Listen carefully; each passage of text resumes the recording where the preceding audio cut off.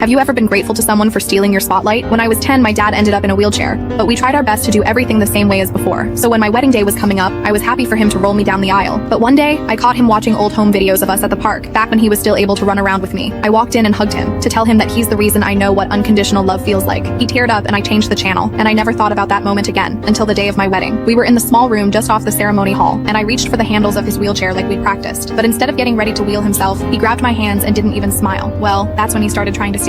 My heart dropped because the aisle was at least 50 feet, and he hadn't walked more than 10 since the accident. The room went silent, and all the eyes shifted from me to him. When he stood up, I looked at him, and that's when he finally smiled and said, "Just trust me." Turns out he'd been in intense physical therapy for over a year, all for my big day. I thought I'd be the one holding him up, but honestly, I think he was holding me. By the time we made it down the aisle, half of the audience were in tears and blowing their noses. He stole the spotlight that day, and we now have this incredible inside joke for the rest of our lives together. Have you ever been grateful to someone for stealing your spotlight? When I was 10, my dad ended up in a wheelchair, but we tried our best to do everything the same way as before. So when my wedding